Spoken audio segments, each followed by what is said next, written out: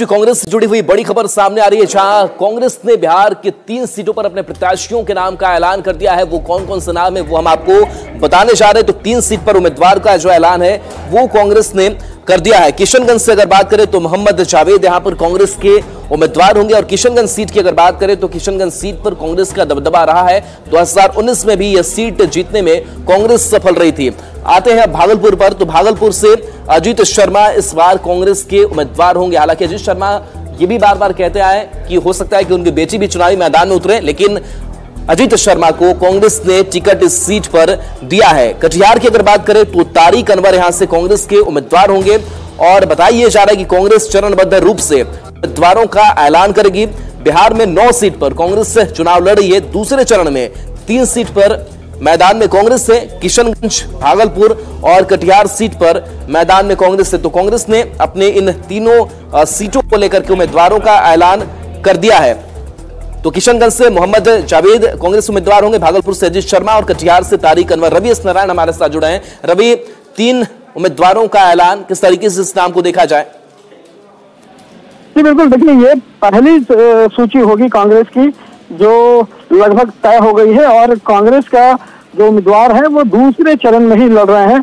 और 3 ऐसे लोकसभा सीटें हैं जहां पे दूसरे चरण में कांग्रेस जो है वो मैदान में उतर रही है, भागलपुर, कटिहार और किशनगंज। तो लगभग तय माना जा रहा है, जिसकी औपचारिक घोषणा होनी बाकी है, जिसमें किशनगंज जो लोकसभा सीट है वहां से मोहम्मद जावेद, जो इकलौते पिछले बार 40 में से 39 एनडीए में जीता था, और एक सीट जो है वो आई थी, वो कांग्रेस के हिस्से में आई थी। मोहम्मद जावेद थे जो जीते हुए थे, उनको फिर से जो कांग्रेस है वो मौका दे रही है। वहीं भागलपुर में एक नया चेहरा पहली बार देखने को मिलेगा, जो विधायक हैं अजीत शर्मा, उनको कांग्रेस जो है वो टिकट दे सकती है। और कटिहार से तारिक अनवर, जो पिछले बार चुनाव कई बार लड़े हैं, पिछले बार उन्होंने चुनाव हारा था, लेकिन एक बार फिर से कटिहार पर जो है वो तारिक अनवर का ही चेहरा उतारने के लिए राजी हुई है कांग्रेस।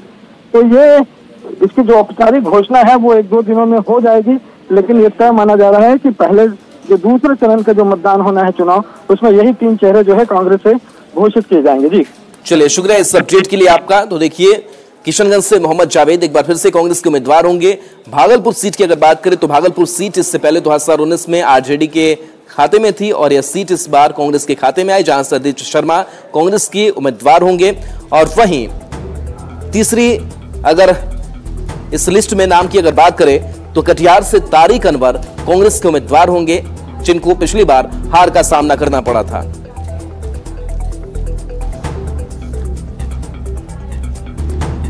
और बेतिया से इस बीच बड़ी खबर है, जहां पर खबर ये सामने आ रही कि आरजेडी में बीजेपी के नेता दीपक यादव शामिल होंगे। तो देखिए, आरजेडी बीजेपी नेताओं को लगातार टारगेट भी कर रखी है कि कैसे बीजेपी के नेता उनके खेमे में शामिल हो, और कहीं कहीं कामयाब भी आरजेडी होता हुआ नजर आ रहा है। तो आरजेडी में बीजेपी नेता दीपक यादव शामिल होंगे।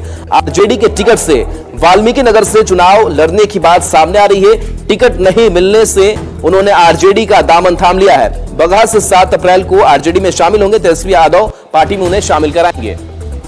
मुन्ना हमारे साथ संवाददाता जुड़े हैं। मुन्ना, जगह बीजेपी में नहीं मिली, महत्वाकांक्षा पूरी नहीं होगी, आरजेडी ने वेलकम किया, जगह भी दी है।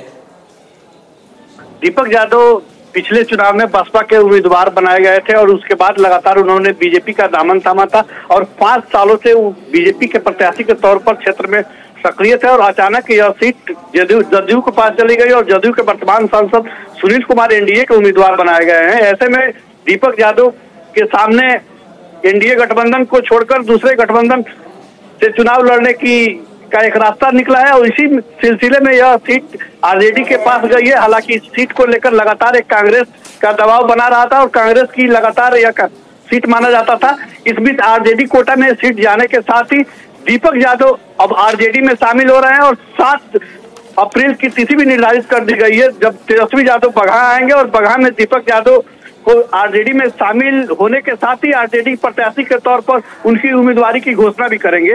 तो दीपक यादव का आरजेडी में आना और बीजेपी खेमे से निकलना आरजेडी के लिए एक बड़ी जीत मानी जा रही है। जी चलिए, शुक्रिया मुन्ना इस अपडेट के लिए आपका।